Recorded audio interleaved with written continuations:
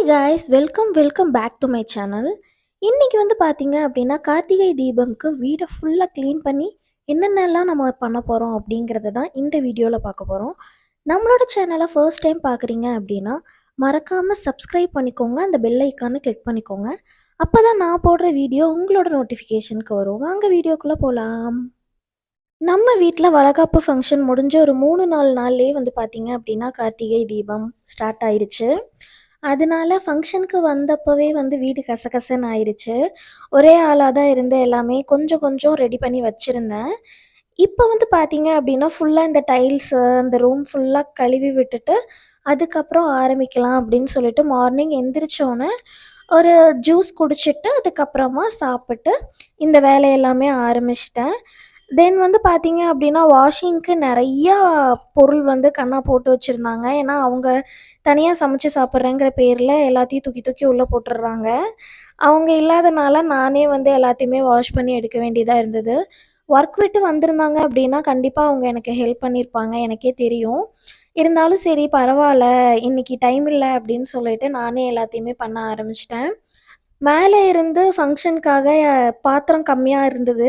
பத்தலன்னு சொல்லிட்டு அந்த அண்டாலாம் எடுத்து யூஸ் பண்ணோம். அதையுமே இன்னும் மேலே எடுத்து வைக்கல. கண்ணா வந்ததுக்கப்புறமா தான் அவங்கள மேலே எடுத்து வைக்க சொல்லணும்.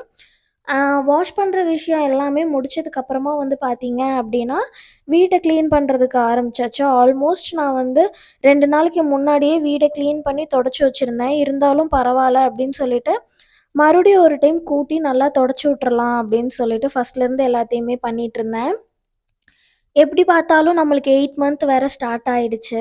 இனிமேல் இந்த மாரி வேலையெல்லாம் குனிஞ்சு நிமிந்து செஞ்சா தான் நல்லது அப்படின்னு சொல்லிட்டு சொல்லுவாங்க. அதனாலேயே நானும் அ சங்கடப்படாம எல்லாத்தையும் பண்ண ஆரம்பிச்சுட்டேன். எப்பவுமே வந்து வீடு துடைக்கும்போது கல்லுப்பு ஒரு கைப்பிடி, அப்புறம் ஒரு பிஞ்ச் வந்து மஞ்சத்தூள் போட்டு நான் துடைப்பேன். நீங்களும் அப்படிதான் துடைப்பீங்களா? அப்படின்னு சொல்லுங்க. ஏன்னா இது வந்து நெகட்டிவ் வைப்ப எடுத்துட்டு கொஞ்சம் பாசிட்டிவ் வைப் குடுக்கும். தென் வந்து டெர்மெரிக் வந்து கிருமி நாசினி அப்படின்னு சொல்லுவாங்கல்ல. அந்த ஒரு ரீசன்னால போட சொல்லுவாங்கன்னு நெனைக்கிறேன். எனக்கு தெரியாது. பட் நான் அத போட்டு இதுவரைக்கும் தான் தொடைப்பேன். நல்ல தண்ணீல போட்டுப்பேன். ஆல்ரெடி 2 நாளைக்கு முன்னாடி தொடச்சது தானே அப்படின்னு சொல்லிட்டு, நான் வந்து ஒரே ஒரு பக்கெட் தண்ணி வச்சு தான் தொடச்சு எடுத்தேன். அதுக்கே வந்து ஃபுல் டயர்ட் ஆயிட்டேன். ஏன்னா நெறைய ஒர்க் இருந்தது செய்யறதுக்கு. பார்க்கறதுக்கு சின்ன சின்ன ஒர்க்கா தான் தெரியுது. பட் பண்ணி முடிச்சதுக்கப்புறம் செம்ம டயர்ட் ஆயிருச்சு. ஆஃப்டர்நூன் டைம் ஆனதே தெரியாத அளவுக்கு நான் வந்து ஒர்க் பண்ணிட்டுருந்தேன். இது எல்லாத்தையுமே முடிச்சுட்டு செல்ஃப்ல இருந்து எல்லாத்தையுமே கவர் பண்ணேன். ஏன்னா, ஃபங்ஷன் டைம்ல வீட்டுக்கு வந்த எல்லாருமே வந்து குட்டீஸ் எல்லாம் பார்த்தீங்க அப்படின்னா, அந்த ஷெல்ஃப்ல இருக்க பொருள் எல்லாம் எங்கெங்கேயோ எடுத்து எங்கெங்கேயோ வச்சுட்டாங்க. அதனால கச கச கசன்னு இருந்தது. ஃபர்ஸ்ட்லேருந்து எல்லாத்தையும் ஆர்கனைஸ் பண்ணிட்டு, அதுக்கப்புறமா தான் இந்த கிளீனிங் ப்ராசஸ்க்கே நான் வந்தேன். ஒரு வழி ஆயிடுச்சு. கேர்ள்ஸ் எல்லாரும் எவ்ளோ வேல பார்க்குறாங்க அப்படின்னு சொல்லிட்டு வேல பார்க்கும்போது தான் தெரியுது. வெளியிலேருந்து சொல்றவங்க வந்து ஈஸியா சொல்லிட்டு போயிருவாங்க. "வீட்ல தானே இருக்க, வெட்டியா தானே இருக்க, அதெல்லாம் பண்ணு" அப்படின்னு சொல்லிட்டு. வீட்ல இருக்க கேர்ள்ஸுக்கு தான் தெரியும் எவ்ளோ வேலை இருக்கு அப்படின்னு சொல்லிட்டு. ஒரு நாள் கூட மத்தவங்க தாக்கு பிடிப்பாங்களா அப்படின்னு சொல்லிட்டு சொல்ல முடியாது. சும்மாவா சொன்னாங்க, "ஆ லேடீஸ்க்கு வந்து உடம்பு சரியில்ல அப்படின்னா, ஜென்ட்ஸ் வந்து ஒரு நாள் கூட தாக்கு பிடிக்க முடியாது" அப்படின்னு சொல்லிட்டு. அந்த மாரி தான். தென் கண்ணா வந்து பார்த்தீங்க அப்டின்னா, நான் நைட்டு வந்து சொல்லியிருப்பேன், எனக்கு ஃபுட் கிரேவிங்ஸா இருக்கு. இது சாப்பிட்ணும், அது சாப்பிட்ணும் அப்டின்னு சொல்லிட்டு. அவங்க என்கிட்ட கேட்காமயே வந்து பார்த்தீங்க அப்டின்னா, என்ன பரோட்டாவும், பர்கரும் வாங்கிட்டு வந்துட்டாங்க. நான் தொடச்சது எல்லாமே வேஸ்ட்டுங்கிற மாரி ஆயிருச்சு. பட் அவங்களையும் நான் எதுவும் சொல்ல முடியாதுல்ல. நான் ஆசைப்பட்டு கேட்டேன் அப்டின்னு சொல்லி தானே வாங்கிட்டு வந்தாங்க. அப்புறம் என்ன பண்றது? மறுபடியும் அவங்கள சாப்பிட வச்சுட்டு, மறுபடியும் இன்னொருக்கா வந்து அவங்கள வச்சே வீடெல்லாம் தொடச்சு எடுக்க சொல்லிட்டேன். அப்புறம் என்ன பண்ண முடியும்? ஒண்ணும் பண்ண முடியாதுல்ல. அதனால தான். இத வந்து நான் வந்து இந்த கிழமையில தான் சாப்பிடணும் நான்வெஜ்ஜு, இப்படி தான் இருக்கணும் அப்படின்லாம் நான் யோசிக்க மாட்டேன். மனசார நம்ம வந்து சாமிக்கு என்ன பண்ணாலும் சாமி ஏத்துக்கும் அப்படின்னு சொல்லி நெனைக்கிற டைப் தான் நான். நீங்க எப்படி அப்படிங்கிறத சொல்லுங்க.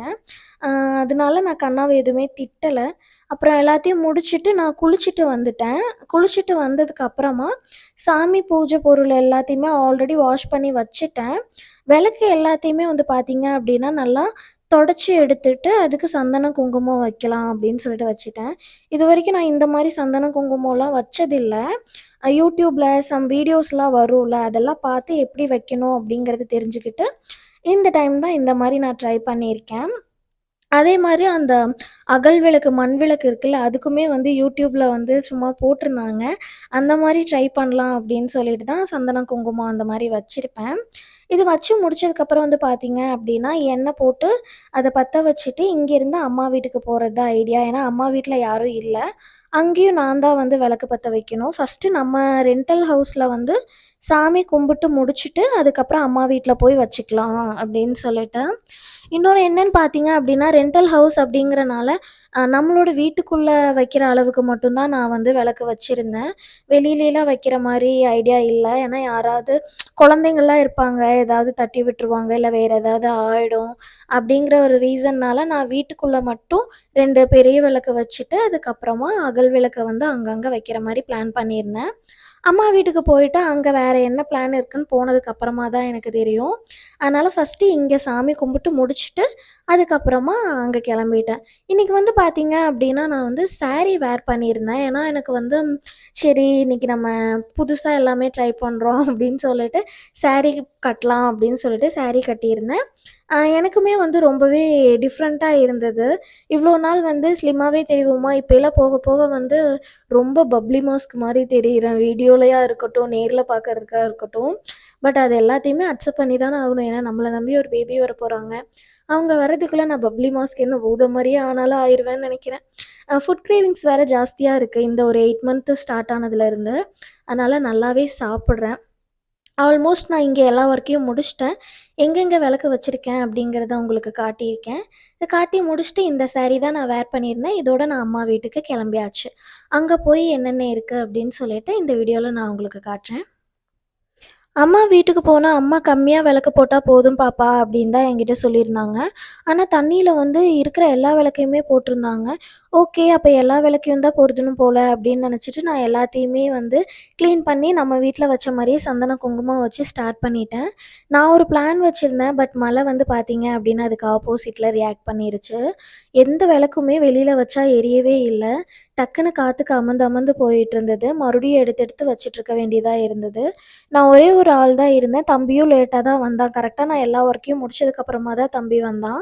இல்லன்னா அவன வச்சு கூட நான் ஏதாவது ஹெல்ப்புக்கு வேலை வாங்கியிருப்பேன். அதுக்கப்புறம் அம்மா வந்துட்டாங்க. அம்மாகிட்ட இந்த மாரி காத்துக்கு அணையுது அப்படி இப்படின்னு சொல்லிட்டு, அம்மாவே இங்கேயே வச்சிரலாம் பாப்பா அப்படின்னு சொல்லிட்டு ஒரு பிளான் சொன்னாங்க. அத வச்சுட்டு நாங்க ஃபினிஷ் பண்ணிட்டேன்.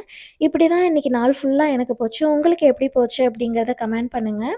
நம்மளோட சேனல மறக்காம சப்ஸ்கிரைப் பண்ணிக்கோங்க. அப்பதான் நம்ம போடுற வீடியோஸ் எல்லாமே உங்களோட நோட்டிஃபிகேஷனுக்கு வரும்.